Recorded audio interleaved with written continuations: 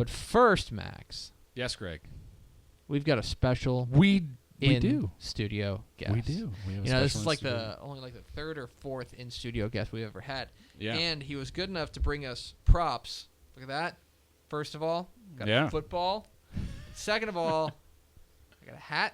Yeah. Which that's not gonna go well over the headphones. But we are joined by the owner of Gridiron Glory Alumni Games. It is George Cox. George, how are you? I'm doing well. Thanks for having me Go here. ahead and scoot up a little. Snuggle up next to that microphone just a little bit. There we go. Talk into it. So you are the owner of Gridiron Glory. And I'm going to put this here so everybody can see the stuff. And Gridiron, it's gridironglory.com, correct? Yeah. The website's gridironglory.com. All It's right. Gridiron Glory Alumni Football. All right. And so alumni football. Let's get into this because I want to know, first and foremost, how this came about. What was the impetus behind starting a company that puts on alumni football games? So it started watching my oldest son play high school football, and I'd see him out there practicing every day, and I would try to tell him, hey, you could do this different, you could do that different. He'd be like, Dad, you don't understand. Oh, so you tried to pull the father knows best move, and he wasn't having any of it. That's right, because he looked at me like I still wore a leather helmet. You know? Football's changed, Dad. Yeah, you didn't? Oh, No, yeah, exactly right. Thanks. Appreciate that. So I told him, I said, you know what, I'm going to get myself into shape, and I'm going to find a league to play football in, and I'm going to show you that Dad still has what it takes. There you go. So took a little while, but I did it. Played some semi-pro football. Got beat up playing against a bunch of younger guys. Took its toll on me. And then one day I was coaching my youngest son's flag football team, and I heard a couple of guys mention alumni football. Non-contact practices sounded good to me after getting beat up all the time, and I really liked it. I went out there and I played a game, and I was like, "This is a great concept." I gotta find some way to make a living. So football is what I do 24 hours a day. Yeah, that sounds fun. I gotta tell you, that seems like a good idea. Something you should. I know you got involved with another bigger company, but then you brought it back to Texas and you started Gridiron Glory. Why that? Why not stick on with a national program? Why start your own one here in Texas? Well, I felt like who's going to know how to handle Texas alumni football players and coaches better than someone who grew up with it, lived it, breathed it than myself. So I just wanted to take that concept and localize it, and that's what we came up with. Yeah, and I know that Max and I talk a lot about that, about how Texas is such a – it's not just that football is big here, it's that football is unique here. The feeling here is unique, and I imagine that with Gridiron Glory, that's just something that you've got to have that local connection to be able to tie it to do it correctly. Right. I mean, I grew up in Leander, Texas, and Leander and Cedar Park are right next to each other. And when I played high school football, the combination of the population of those two towns was like 3,000 in the early 80s. Oh, my gosh. Okay? I think the enrollment at Cedar Park might be – they're 5A still. It's fine. Right. So they dismantled the Odessa Permian football stadium and brought it to Leander and rebuilt it there, which with the capacity was 10,000.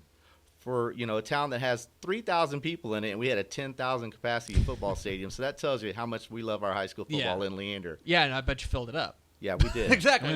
We did. That's the story I always tell about Texas high school football whenever people have a question is the first time in 2011, the first time they ever did the single site state championship games. The first game of the day on a Thursday at noon, so a weekday. Thursday at noon was, I believe it was the 2A state championship game. And it was between, I think, Mason and Canadian or something like that. Cow punchers. Yeah. Oh, yeah. And there were 10,000 people there. The combined populations of those two towns is like maybe 3,000. And, by the way, it's hundreds of miles away on a Thursday at noon, and they filled up. But I think you're right. It just speaks to what Texas high school football is all about. But back to the alumni game thing. So if I'm playing in an alumni game with Gridiron Glory, like what's the process like? How am I getting prepared for the game, and then what's the game like? So as I mentioned earlier, we suggest to the guys that it could take anywhere between 2 to 3 months to get your team ready from the very first person that signs up until we actually have the game. we expect guys to do about 4 to 6 weeks of non-contact conditioning practices. Man, I'll tell you, immediately that jumps out at me just because it's like this isn't some, hey, let's go toss the football around. You guys are getting ready. This is a real, live, actual football game with guys who are going out there trying to win. Exactly. We do have some modified rules to try to keep some safety in the game because we know everyone's going to have to get up and go to work on Monday or go to school. Yeah, we're getting old. We do stress the conditioning, the stretching. We want to make sure you don't get out there the first quarter and pull a hammy, and then you're out for the rest of the game. Yeah. We want you to be able to stay in the game, enjoy it. It is really, it's a great concept, and it's a blast to see these guys after the game shake hands, win or lose. They're all grinning from ear to ear, and everyone's just happy that they were able to get out there and relive their glory days. We're talking to George Cox of Gridiron Glory. Get in touch with them at gridironglory.com. And so where are these games happening now? Where I know you guys have a big schedule lined up for 2016. Where's your where are you going to be traveling all around the state to? So we've played in 26 different cities in the last 4 years. Jeez. Ranging all the way from El Paso, Texas in January. We actually had a team from New Mexico came over. The Santa Teresa Desert Warriors came over and played awesome. Isleta Indians. That's awesome. And then we've also went all the way over to the Louisiana border, and we've played in Burkeville, Texas, the Burkeville Mustangs. Yeah. They have a great tradition there. Those guys are awesome. We've got some upcoming games that are going to be in Rock Springs, Texas. Okay, Angoras. And Florence, Texas. Okay, Nice. Florence, the Buffaloes. Yeah. Yeah. I almost said bumblebees. I don't know why I almost said bumblebees. Yeah, the Buffaloes. So it's all over the state. You're not just you mentioned you're from Leander. This isn't just a Central Texas thing. It seems like this is everywhere. No, definitely not. We grew out of Leander because that's where I grew up. That's where I was raised. But we are starting to spread out, and we really want to go into the hometowns, go into those communities, and try that when the game's over, we've left that community better than what it was when we got there. We hope that it brings everyone together. People get to see each other they haven't seen in a long time. It's kind of a homecoming. Mm-hmm. Okay, that's super interesting. The homecoming ideas is really intriguing, just because these are guys who've probably scattered to the four winds and able to come back and then hit each other in the mouth, which is just it's a true Texas tradition. So then what are the games like? Because I think there's this notion out there. And I used to have it before I watched some of the film, and I was quickly corrected, is that, this is, just buddies going out there playing touch football. They're just throwing the ball. It's like Thanksgiving. You're getting there with your brothers, just throwing the ball Right. around. This is real, live, actual, no-kidding football. Yeah, the games get pretty violent out there. It is fun to watch. I always warn guys before the game. I say, hey, if you think this is a glorified touch game, you're wrong, because you're going to be going about it the wrong way until someone else wants to hit you in the mouth, and then you're going to be like, oh, it's time to wake up. We're going to play some football here. Yeah, I guess I better start trying to hit somebody. You got to keep your head on a swivel, that's for sure. Great. So is there one or two games that you've done? You mentioned you've been at 26 cities across the state, and get in touch with them at gridironglory.com. Is there one or two games or one or two moments that really stand out to you in your time doing these games? Yeah, we've had some really good games. Just this past March, we had our state tournament, and we had the Hardin Jefferson Hawks, which comes from Sour Lake, Texas, over near Beaumont. They came over. We played at the Kelly Reeves Sports Complex in Round Rock. Nice. They played the Georgetown Eagles alumni. That was a great, hard-hitting, clean-played game. Each team had about 35 guys on their roster, and it came down to the last 2 minutes. It could have went either way. But the Georgetown Eagles alumni team were our state champions. Are you seeing a lot of guys, and this is just something I just thought of, are you seeing a lot of guys sticking with the same positions they played in high school? No, that's what's unique about Gridiron Glory alumni football is we give guys a chance to play a position they didn't in high school. Right. A lot of guys are stereotyped, hey, you're an offensive lineman, and you never get a chance to run with the ball. Yeah. And personally, I played offensive line. I always wanted to be a running back. This might be your chance, at least for a play or two. Yeah, for sure, because I was an offensive lineman, believe it or not. I was a very bad and small one, but I was an offensive lineman. But I always thought, man, it would be I'd love to play linebacker. You know what I mean? Just go and just take the fight to somebody and stuff like that. That's super super interesting to me. So you've got games coming up all over the state, and I know that people can get in touch with you at gridironglory.com. But if I'm from Campbell, I'm from just up the road in Campbell. If I wanted to start a Gridiron Glory, alumni game in Campbell, how would I do that? You could email me at george.cox@gridironglory.com, or as you mentioned, go to gridironglory.com, and we have a place where you can get registered there. It takes 2 minutes to get registered, doesn't cost anything. Awesome. And then we'll reach back out to you, and we'll help you coordinate your team. Are you – all right, how do I want to phrase this? Does it ever get chippy? Listen, we got these are guys, and I know that we see high school games all the time. You're like, oh man, this game's starting to get a little bit chippy. I would think that with age, that doesn't necessarily go away. You're absolutely right.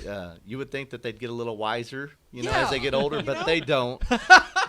But with alumni football games, typically mid-second quarter, into the second quarter, they've worked through that frustration and everything. Yeah. And then you start seeing guys hit each other, and then they help each other up and pat each other on the back and say, hey, nice play, man. Mm-hmm. That's what's great about it, the camaraderie. It seems like the difference is, mom's not waiting in the stands to grab you by the ear if you act up, so there's a little bit, you're a little unchained, right? Hey, that's not true. Some cases it's still there.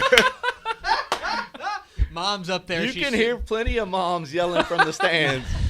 You hit my boy. That's right. I can see that. There's nothing quite like a football mom to really reel you back into reality. We're talking with George Cox of Gridiron Glory, alumni football games here. Get involved in a conversation, #DCTF Live. Get involved with Gridiron Glory, gridironglory.com. And so, are you seeing? You talk about the 4 to 6 weeks that it takes these guys to get up to game speed. When these guys do get up to game speed, are there guys that you watch out there and you go, okay, like I can see how that guy was a star in high school? Oh yeah, definitely. We have some phenomenal athletes out there. Some guys are just heads above the rest of the guys. We do have an all Gridiron Glory alumni football team that we choose every year, sort of like an all-pro team. Oh, nice. And we've done that for 2 years in a row now, and we've got 3 or 4 guys that have made it both years. I mean, there are some stellar athletes out there. There's some guys out there you think, man, if a right coach saw them, they could still play. Because some of these guys are in their early 20s, even 19 years old. Mm-hmm. Yeah. It's a really cool organization. It's a really, really cool idea of getting guys together to help them, get back on the field. Because I think everybody, to a certain extent, I know you, Max, you played baseball in college. I played football, too. Oh, in college, yeah. In college. Okay, I'm talking about college here, buddy. Yeah. But I know you played baseball in high school and college, Yeah. and I imagine that even though you have a torn rotator cuff? Everything's torn. Everything's torn. Just my entire body is one But if you had the tear. opportunity, if you get back out there for one more game, you'd want to, right? Boy, I don't know. College, I like I tell you, college really. I think it's fun, but college really beats it out of you. Okay, but high school, and especially but actually, the funny part is baseball. But you say college or you alumni football game? Yeah, you get on board with one more alumni football game. Oh yeah, I think I could too. Yeah. I think I could. Yeah.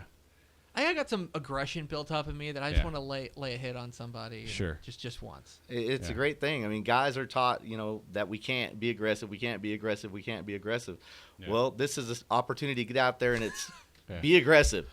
We actually encourage you to go out there and knock the heck out of somebody. And you see, and I imagine that it's the other part of it. You mentioned the community aspect of it. That because these are, some of the towns you'd mentioned to me before we came on the air, like Sonora. These are smaller towns that. These are guys who are getting together, and there's that community aspect to it that, it's not just that we're getting together and we're playing on a football team like you would if they were at, you're playing like a church softball team. Mm-hmm. This is like we're getting together, and these are guys I used to play with, kind of representative of the community. Oh, yeah. You mentioned Sonora, Go Big Red. Coach David Sine over there, he was a great supporter. We had a game back there in February, and it means something for those guys to put that red and white back on. Mm-hmm. Yeah. It's not just a game. I mean, when you're sitting there talking about your loyalties, I don't know if there's anybody more loyal than a high school football player. You can't take somebody that played at Leander and put them in a black and white uniform. No, they want their red, white, and blue. They're the Leander Lions. So there's a great sense of community. And you'd mentioned to me earlier that you guys were playing in Sweetwater, so you're not playing. The thing is, you're not playing in. This is something to get across to the audience. You're not playing in like the local park. You guys are you played at the Mustang Bowl in Sweetwater. You guys are playing at these nice, nicer stadiums and places that the guys are going to want to go and play at. Right. Before I started this company, I was talking to my wife, who's a school teacher, and she was talking about how the budgets are getting cut left and right in the state of Texas. And I was like, if we go in there and we rent these stadiums from the schools, that provides a little more money into their budgets. So that's an aspect that we really want to go into and approach the school district. Hey, let us rent your stadium, put on this game. It's good for the community. It's good for the alumni football players to get back, and it gives back to your budget. Everybody wins. You get a little bit of money, and everybody gets to hit each other in the mouth one more time. So here's my question, right? I'm getting up there in years. And yeah, you are. Are you old. kidding me, man? You're not that old. How old are some of the oldest guys that are doing this, and how have they done?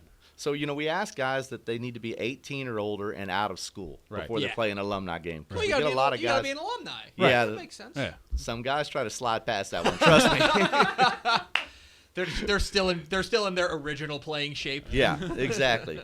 I think with Gridiron Glory alumni football, the oldest player that we've actually had on the field is 51 years old. No way. Not It's bad. 51.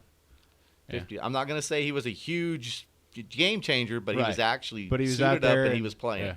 Yeah, he was hurting the next day probably. Oh, Everyone there's is. guys Yeah. of all ages hurting the next day. I feel like if you guys could get a sponsorship from like an aspirin company, then that'd be money for you guys. Plenty of our PA announcers love to use that as one of their jokes during the game. This game's brought to you by Ben Gay.